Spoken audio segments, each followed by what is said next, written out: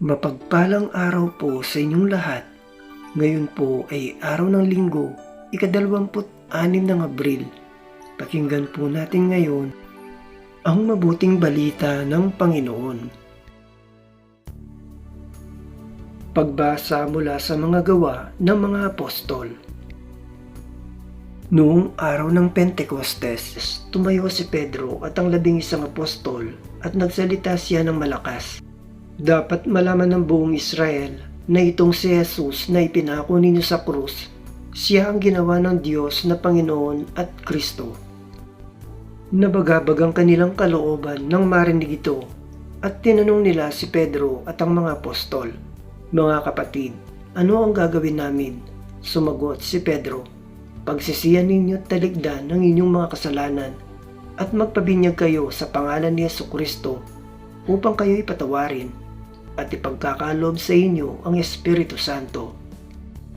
Sapagkat ang pangako'y para sa inyo at sa inyong mga anak at sa lahat ng nasa malayo, sa bawat tatawagin ng Panginoong Diyos."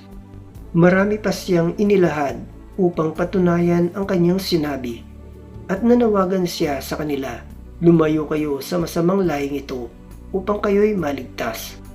Kaya't ang mga naniwala sa kanyang sinabi ay nagpabinyag at nadagdag sa kanila ang may 3,000 tao ng araw na iyon. Ang salita ng Diyos.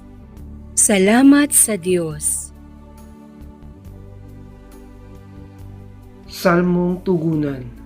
Pastol ko'y Panginoong Diyos, hindi ako magdarahop. Panginooy aking pastol, hindi ako magkukulang. Ako'y pinahihimlay sa mainam na pastulan at inaakay niya ako sa tahimik na batisan. Binibigyan niya ako niyong bagong kalakasan. Pastol ko'y Panginoong Diyos, hindi ako magdarahop. At sang-ayon sa pangako na kanyang binitiwan, sa matuwid na landasi, doon ako inaakay.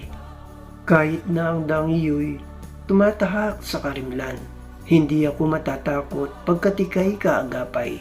Ang tungkod mo at pamalo, ang gabay ko at sanggalang. Pastol ko'y Panginoong Diyos, hindi ako magdarahop. Sa harapan ng lingkod mo, ikaw ay may handang dulang. Ito'y iyong ginagawang nakikita ng kaaway.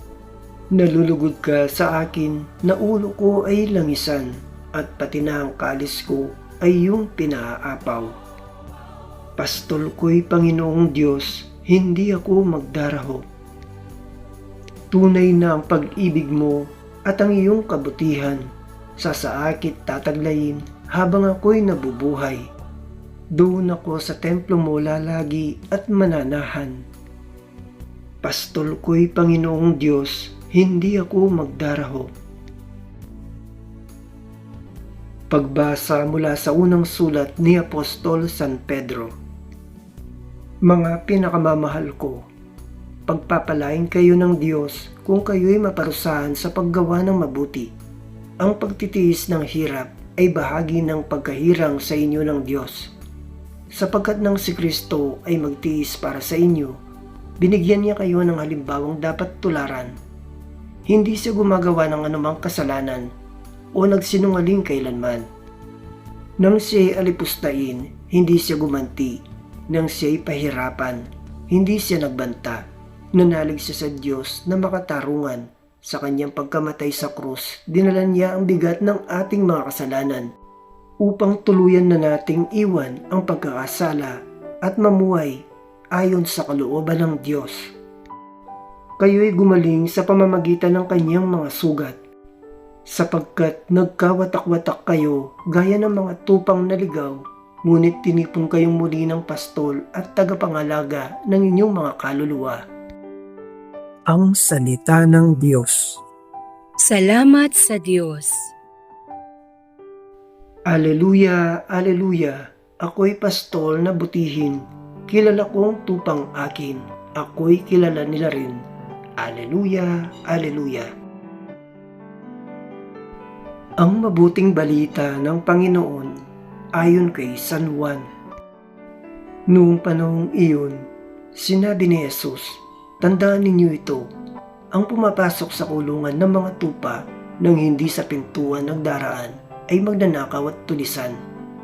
Ngunit ang nagdaraan sa pintuan ay isang pastol ng mga tupa. Pinapapasok siya ng bantay pinto at pinakikinggan ng mga tupa ang kanyang tinig. Tinatawag niya ang kanyang mga tupa sa kani-kanilang pangalan at inilalabas sa kulungan.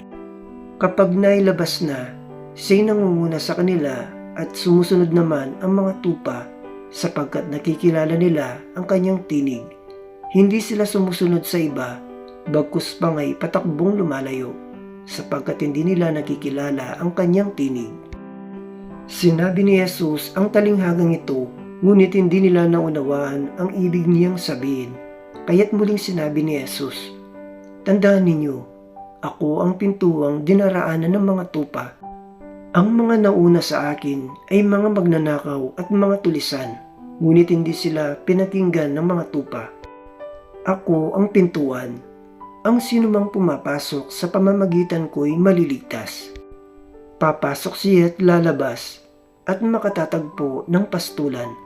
Kaya lamang pupunta rito ang magnanakaw ay upang magnakaw, pumatay at magwasak. Naparito ako upang ang mga tupay magkaroon ng buhay, isang buhay na ganap at kasiyasiya." Ang mabuting balita ng Panginoon. Pinupuri ka namin, Panginoong Hesukristo.